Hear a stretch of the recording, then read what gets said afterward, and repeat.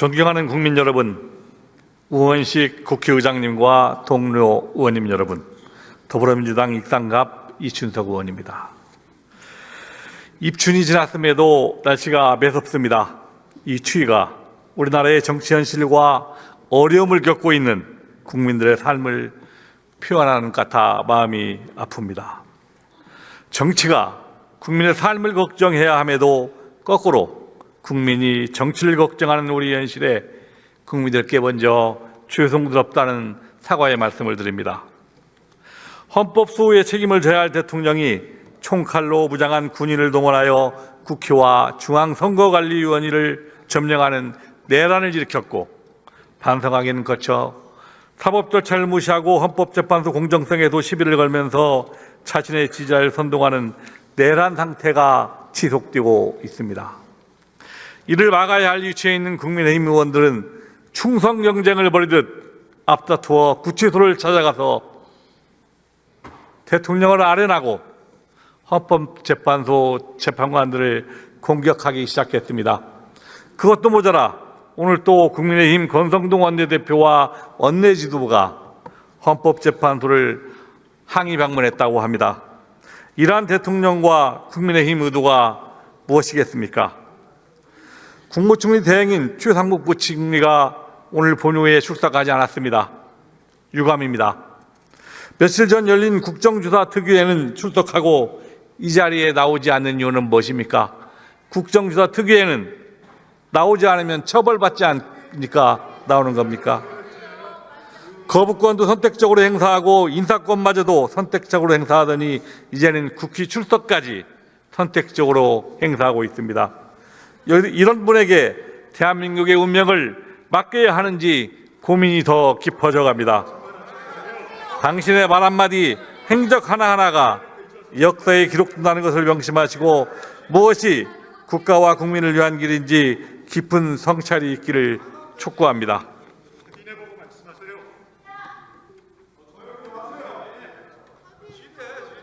법무부 차관 앞으로 나오십시오.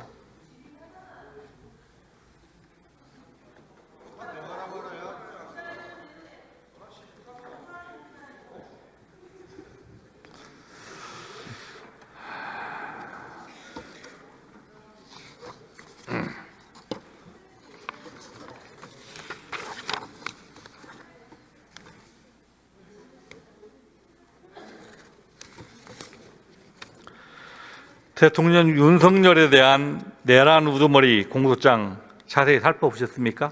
네. 이게 101페이지에 해당되더라고요. 본 의원은 이 공소장을 보면서 첫 번째로 받은 느낌이 검찰이 수사를 다 망쳐놓았구나. 쉽게 갈 수 있는 길이 있는데도 어렵게 갔구나 하는 생각이 들었습니다.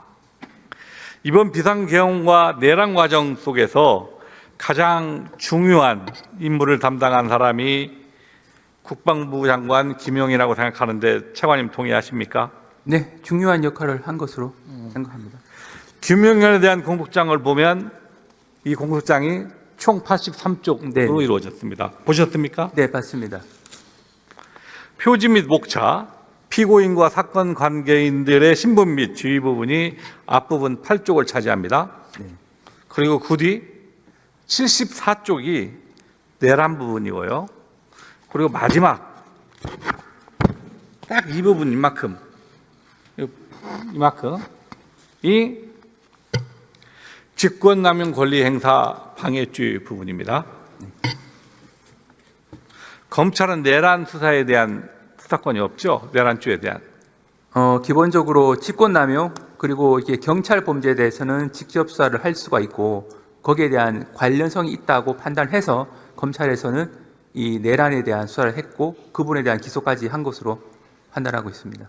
자, 내란죄에 대한 수사권이 없다는 것을 검찰이 잘 알고 있을 텐데, 뭐 경찰은 별도로 하고 조기호라든가 서울경찰청장은 이 자신들의 공소장 83페이지에서 단 한쪽밖에 해당되지 않은 직권남용에 대한 수사 권한이 제외하고 있다고 해서 군 관계자들에 대한 수사를 우리가 해야 한다라고 고집한 이유가 무엇입니까? 기본적으로 검찰은 직권남용에 대한 수사도 할 수도 있고 또 한편으로는 경찰 이 간부에 대한 수사도 할 수가 있습니다. 그래서 경찰청장, 서울지방경찰청장에 대한 수사를 적법하게 개시를 했고 그것을 기본 범죄로 한 사항에서 내란 범죄는 관련 범죄로 수사를 할 수 있다고 검찰은 판단한 것으로 알고 있습니다. 제가 질문할 때 경찰을 물어본 것이 아니라 군 관계자들에 대한 수사를 한 걸 물어본 겁니다. 나머지 군 관계자들은 공소장을 보면 다 이런 식으로 돼 있거든요. 자, 또한 이번 내란 영리에 동원한 여러 장비들이 나옵니다. UH-60 헬기, 장갑차, 소총 등. 여기에서 가장 중요한 장비 하나만 딱 들자면 저는 연락할 때 사용했던 비화폰이라고 생각합니다. 이 비화폰은 대부분이 다 대통령 경호처에서 지급한 것입니다.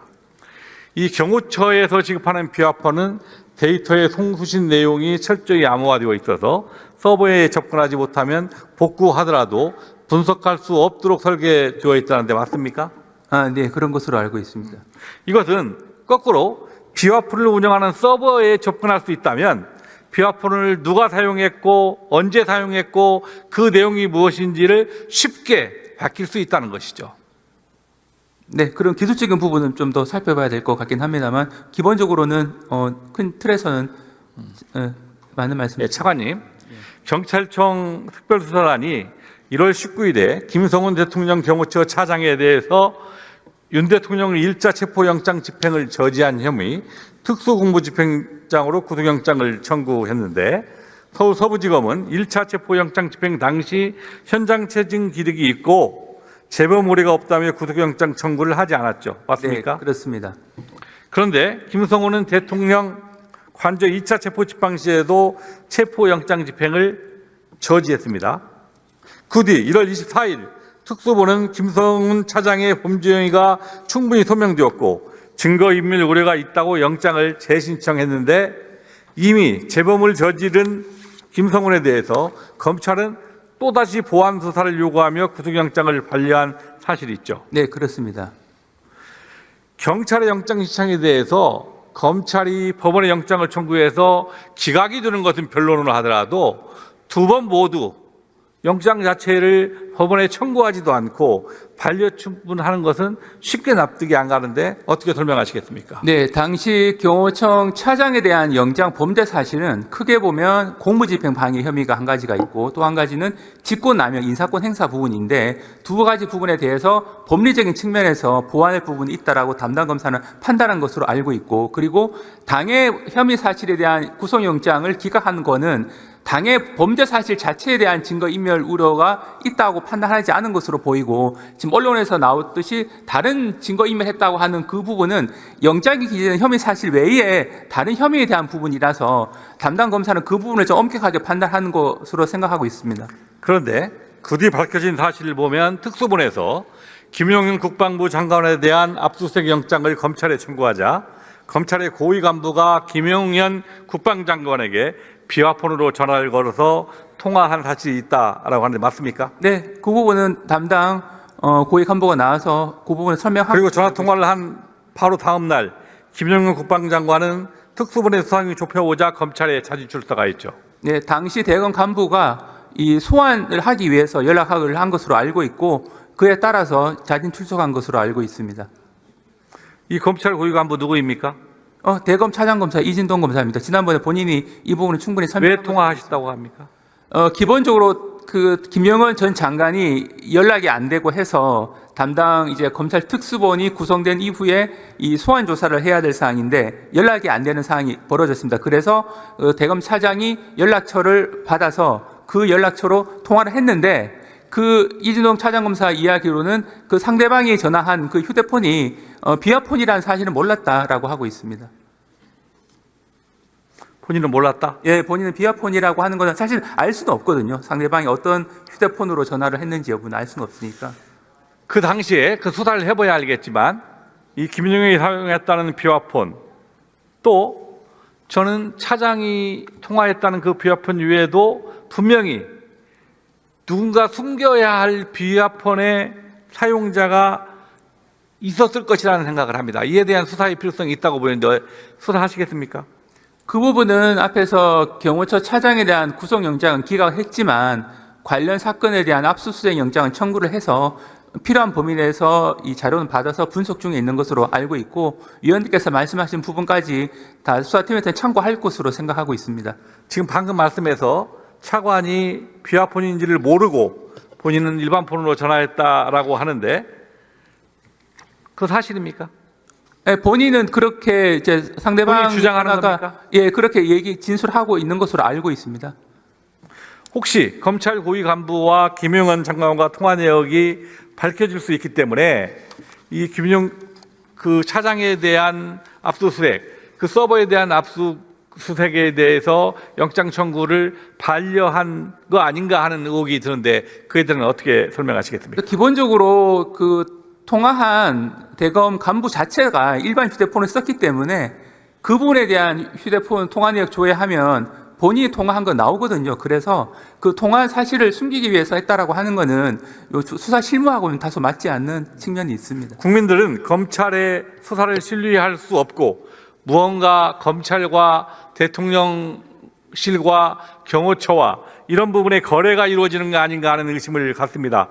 만일 검찰이 김용현의 신병을 특수본에 넘겨서 정상적으로 수사가 이루어지고 김성은 대통령 경호처장에 대해서 구속영장을 청구해서 신병이 확보되고 그래서 경호처에 있는 비화폰의 서버에 대한 압수수색이 정상적으로 이루어졌다면 저는 수사의 방법은 완전히 달라졌을 거라고 생각합니다. 동의하십니까? 네, 기본적으로 수사팀에서 필요한 범위 내에서 수사를 한 것으로 알고 있고 그 진행되는 수사 과정에서 특별한 문제는 없는 것으로 생각하고 있습니다. 이런 불신과 납득하지 못할 사유들이 있기 때문에 우리 국민은 검찰을 신뢰할 수 없으니까 윤석열에 대한 내란죄의 공소유지를 맡길 수 없다고 생각하는 것 같습니다. 이런 상황까지 몰고 온 것에 대한 검찰은 전혀 책임이 없다고 생각하십니까, 차관님은? 네, 기본적으로 이 이른바 그 내란 사건에 대해서는 검찰, 경찰, 공수처 3개 수사 기관이 수사를 열심히 한 사항이라는 점은 누구나 다 아시고 계신 부분이고 이 수사 과정에서 특별하게 수사가 미흡한 부분이 있다거나 공정성 논란이 있다라고 생각하고 있지는 않습니다. 아니, 차관님께서 그렇게 생각하시더라도 국민은 이러한 의혹들이 있기 때문에 공정성이 담보되는 특검에 의해서 내란죄의 여지 수사와 공소 유지가 이루어져야 한다라고 생각을 합니다. 이에 대해서는 어떻게 생각하십니까? 네, 기본적으로 3개 수사 기관이 철저하게 수사를 한 것으로 알고 있고 검찰이 최종적으로 수사를 해서 마무리한 이후에 기소를 해서 곧 공판이 열릴 예정으로 알고 있습니다. 그러면 공판 과정에서 충분하게 사실관계가 규명될 것으로 생각하고 있습니다. 제가 짧게 한 가지만 더 물어보겠습니다. 내란이 발생한 12월 3일에 또 하나의 중요한 사건이 재판에 넘겨졌습니다. 그 사건이 무엇인지 알고 있습니까? 12월 3일 날. 12월 3일 날 뭐 명태균 관련된 사건을 예, 명태균 사건이 재판에 넘겨진 날이 12월 3일입니다. 이에 대한 수사 보고서가 있는데 그거 보고 받으셨습니까? 네, 그 11월 4일자 작성된 수사 보고서는 당시에 보고받지 못했고 언제 보고받았습니까? 저희는 별도로 보고받은 사실은 없고 뉴스타파에 보도된 이후에 그 보도 내용을 보고 그 수사 보고서의 구체적인 내용을 알게 됐습니다. 그 전까지는 보고받지 못했습니다. 그러면 검찰이나 이런데 해당 보고서가 대통령실에 보고가 됐다면 언제든지 알고 계십니까? 일단 기본적으로 법무부는 수사팀에서 관련 내용을 전혀 보고받지 않았기 때문에 수사 보고서 관련돼서 저희가 용산에 보고했다고 하는 건 있을 수가 없는 일이고 그 외에 다른 방식으로 했는지는 저희는 알 수는 없습니다. 그런데 저희가 알기로는 해당 그 수사기관에서 그 수사 보고서 내용 자체를 다른 상부에 보고했다고는 생각하고 있지는 않습니다. 전혀 안 했을 거다 생각하시는 겁니까? 네, 그건 저희가 확인하셨습니까? 그거는 이제 저희가 확인할 수 있는 영역은 또 벗어난 부분인데 일단 법무부로서는 전혀 그 수사 보고서 내용 자체를 보고받지 못했습니다. 지금 해당 보고서의 내용을 보면 별 내용들이 다 있습니다. 윤석열과 김건희가 공직선거법과 정치자금법 위반의 혐의가 있어 보여요. 대통령에는 불수처 특권이 있기 때문에 수사할 수 없다 하더라도 김건희에 대해서는 왜 소환 조사하거나 조사하지 않습니까? 기본적으로 11월 4일자 수사 보고서를 보시면 굉장히 상세한 분석이 되어 있습니다. 그리고 그 수사 보고서는 어차피 법정에서 공개될 부분으로 예상을 하고 검사가 작성한 부분이라 그 부분에 대해서는 담당 검사로서는 이 부분에 대해서 의혹이 제기되면 충분하게 해명할 수 있을 정도의 수사는 하고 있고 앞으로 할 예정인 것으로 알고 있는데, 지금 위원님께서 말씀하신 그 부분은 이른바 여론조사 무상으로 제공받은 부분이 뭐 정치자금법 위반이 되는 것이 아니냐, 그런 질문 같은데, 그 부분은 이제 여론조사를 그냥 받았다고 해서 무조건 범죄가 성립하는 것은 아니고 여론조사를 하게 된 경위라든지 이런 걸 종합적으로 봐야 됩니다. 그래서 수사팀이 그 부분은 현재 그 관련된 포렌식을 이제 검사하고 있는 중이라서 관련된 물적 증거 분석이 끝나면 필요하다고 판단되면 여러 가지 소환 조사 등을 시도할 것으로 알고 여론조사 있습니다. 조작과 정치자금법 위반, 보궐선거부터 지방선거까지 공천에 대한 불법적 개입 등 여러 가지 사건들이 다 있어 이에 대해서 조사하고 있다는 뜻입니까? 그 부분은 어차피 시민단체가 이미 고발을 했기 때문에 어차피 수사를 해야 됩니다. 그런데 구체적인 수사 방식이나 시점에 대해서는 이제 그 담당 수사팀에서 검토하고 있는 것으로 알고 있고, 지금 문제되는 것이 그 명태균 피고인의 이른바 황금폰이라고 하는 휴대폰에 대한 포렌식이 지금 진행 중이기 때문에 분석이 끝나봐야 구체적인 소환 계획 등이 정해질 수 있을 거라고 생각합니다. 이 명태균에 대한 수사 보고서가 이 내란의 도화선이 되었다는 의혹이 제기되고 있습니다. 이 사태의 발발인 명태균 게이트에 대한 진상규명이 저는 반드시 필요하다고 생각합니다. 차관님의 진술에 의하더라도 현재 검찰의 수사가 제대로 이루어지는지가 굉장히 불투명합니다.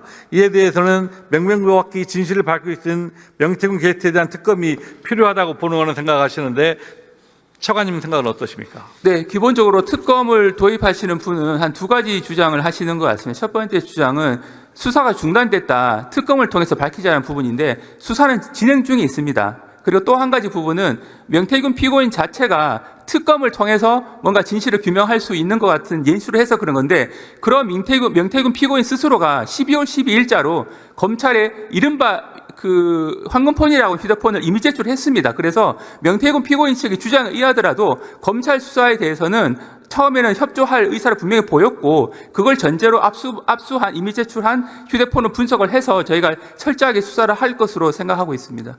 뭐 특검이 추후에 통과되는 것은 변론으로 하더라도 지금 차관님 말씀은 수사가 철저히 이루어지고 있다라고 네, 그렇게 하고 있는 겁니다. 그 가시적인 성과를 언제까지 내실 수 있다고 생각하십니까? 왜 저기 휴대폰 분석이 이렇게 오래 걸리냐고 생각하시는데, 양이 상당히 많고 요즘은 포렌식 분석을 하면 피고인 측 변호인이 참여를 합니다. 그래서 이 부분은 명태균 피고인 측 변호인에게 여쭤보셔도 잘 아실 거라고 생각하는데, 분석 과정이 생각보다 시간이 오래 걸리는데 최대한 속도를 지금 내고 있는 상황입니다. 어제 권성동 원내대표가 지금의 국정위기 발자는 이재명이고 민주당이라고 강변했습니다. 국민의힘 의원들에게 묻고 싶습니다. 지난 12월 3일 무장한 군인과 경찰을 동원하여 국회와 중앙선거관리위원회를 침탈하고 주요 정치인들의 체포를 지시한 사람이 누구입니까? 그런데도 국민의힘은 내란 속의 윤석열을 제명하기는커녕 옹호하고 선량한 국민을 선동하며 내란에 동조하고 있습니다. 지난 1월 공수처의 체포영장 집행을 방해하기 위하여 국민의힘 소속 의원 45명이 대통령 관저에 모여 체포 집행을 방해했습니다. 김민정 의원은 백골단을 국회로 끌어들였고 윤상현 의원은 서울지법 폭동을 선동했다는 의혹도 받고 있습니다.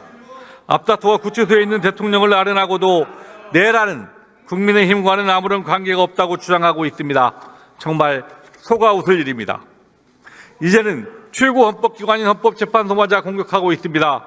헌법재판관들의 신상을 털어 보수와 진보 이분법으로 나누고 진보 재판관들을 악마화하고 있습니다. 사법부 판결이 재판관 성향에 따라 손바닥 뒤집듯이 달라진다면 헌법은 왜 있고 법은 왜 필요합니까? 그러면 법을 만드는 국회는 왜 존재해야 하는 겁니까? 피수신 윤석열과 국민의힘의 일련의 행위들은 앞으로 선고할 헌법재판소 판결에 불복하려고 하는 의도라고밖에 볼 수 없습니다. 정권을 잡기 위해 국가 근간까지도 아무렇지 않게 흔드는 국민의힘을 과연 공당이라고 할 수 있습니까? 정당의 설립과 활동의 자유는 대한민국의 헌법 가치를 존중하는 전제 하에서만